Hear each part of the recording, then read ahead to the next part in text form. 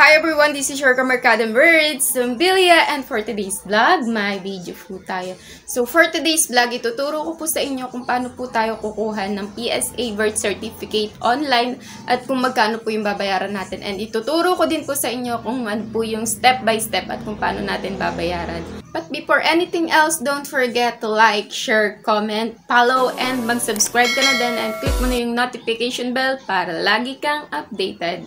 So, let's get started! First step na kailangan po natin ay pumunta po tayo sa website ng psahelpline.ph or ilalagay ko na lang po yung link sa comment section or sa description para mag-direct na po kayo dun sa website nila. So, pwede tayo mag-request ng PSA birth certificate, marriage, death certificate, or Senomore. Yung website nila, kung gusto nyo pong basahin hanggang sa baba, pwede rin naman po. Second step ang kailangan po natin ay click po natin tong order now. And meron po ditong option na birth, marriage, Senomore, at death. Birth certificate po yung kukunin ko. Select ko lang po itong birth and dito sa may baba yung accept the term. Check nyo lang po yan and then scroll down nyo. Then click continue. And dito may optional kung yung kukunin mong birth certificate ay my own birth certificate or for someone else. Dahil para sa anak ko yung kukunin ko, for someone else yung aking isi-select. And then dito sa baba, who birth certificate are you requesting for? Ito yung mga option na pwede natin kunin. My son, my daughter, my father, my mother. Para sa anak ko yung kukunin ko, i-click ko lang tong my son. Then, scroll down lang natin and then click continue.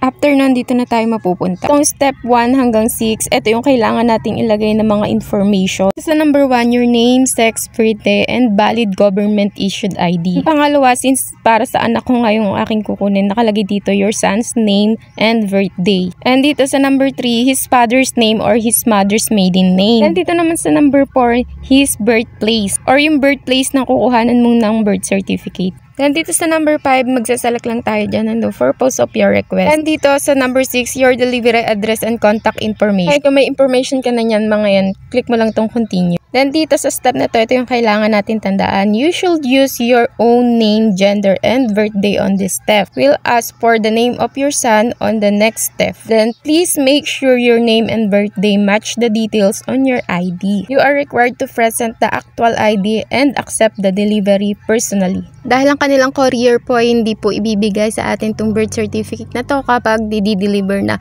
kahit pa meron po tayong authorization letter. At kailangan din po talaga ng atin ng ating ID. So, kailangan natin i-select yung ating sex and then yung ating civil status kung single or married. After nun, kailangan nating i-fill up dito ang ating first name, middle name, and last name. Po yung pangalan ng kukuha or nagre-request ng birth certificate. Di po yung pangalan ng i-request. And then dito sa baba kapag ka married ka na, ilalagay mo yung married last name mo. And then your birthday. So, magse-select lang po tayo ng ating government ID issue. Ating pong gagamitin ditong government. And ito po yung mga list nila. Philippine Identification Card, e-fill ID, DFA, LTO, or yung iyong lisensya, PRC, IBF, SSID, Voters ID, Pag-ibig Loyalty Card. Marami nga po pala silang list dito and select nyo na lang kung ano yung gagamitin nyo kapag i-receive nyo na yung inyong na-request na birth certificate. Po yung isa-select nyo ditong ID, yun po yung ipe-present natin sa magdi-deliver po ng ating na-request na birth certificate. Kung mapilapan lahat ng yan, click mo lang yung continue and then dito na tayo mapuproceed. So, just the name and birthday of your son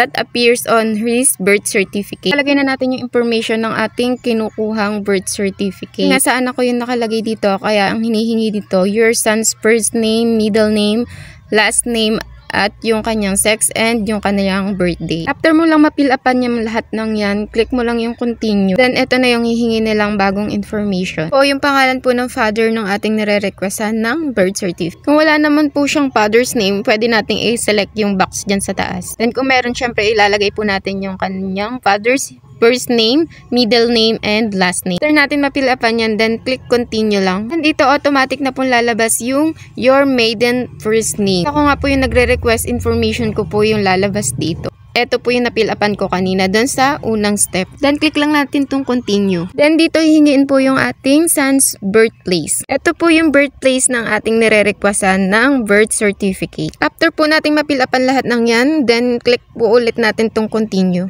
Then dito magsaselect lang tayo kung ano yung purpose natin sa pag-request ng ating birth certificate. Kung may iba kang dahilan, click mo tong others and then dito sa reason, lagay mo na lang kung ano yung dahilan mo. Since para naman to sa school, sinelect ko lang tong school requirement, then click continue. Then dito, kinlik ko na lang tong nationwide door-to-door dahil dito ilalagay na po natin yung ating information sa ating delivery address. Automatic na lalabas yung pangalan natin dyan since tayo yung nag-request. And then diyan ilalagay natin yung ating house number, subdivision or building name. Then dito, delivery province, delivery municipality, and then select natin yung barangay. Kapag na-select na natin yung mga yun, automatic naman lalabas na yung ating zip code.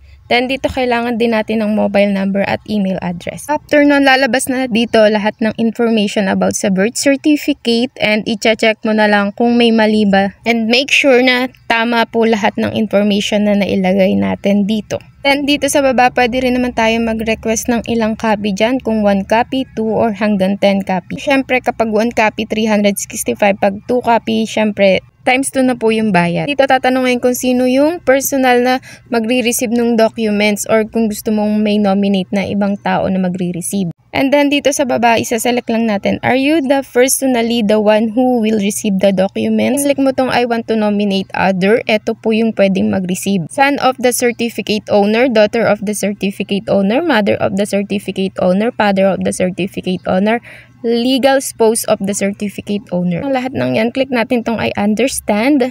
Check natin yung box na yan and then click lang natin yung continue. Then ito po yung mode of payment na pwede natin gamitin sa ating pagbabayad. Card, GCash, bayad online, 7-Eleven, bayad Palawan, Banknet at DragonPay. Kapag GCash naman yung gagamitin mo, click mo lang yan GCash. Then after dito, click mo lang tong paying using GCash. Then after na lalabas na yung request na yung GCash number mo, then yung iyong PIN number, then magbabayad ka na. Pero since PayMaya yung gagamitin ko sa pagbabayad, click ko yung PayMaya, then click continue with PayMaya. After nun, ito yung lalabas and mapupunta tayo sa application ng PayMaya. Then kailangan po natin dito mag-login. After nun, magre-request po si PayMaya ng one-time PIN. Maglo-loading lang siya and dito na po siya mapupunta. And then click lang natin tong pay. Then after nun, nakabayad na tayo. Then hintayin lang natin dito and automatic po babalik po ulit siya sa PSA website. Ito na po, your PayMaya payment was successful. Then may mag-i-email po sa ating email address ng order ID. And then pwede po natin ditong i-check yung status and then ito pa lang po yung status by now. So hanggang dito na lang muli and don't forget to like, share, comment and click mo na rin yung notification bell para lagi kang updated. Bye!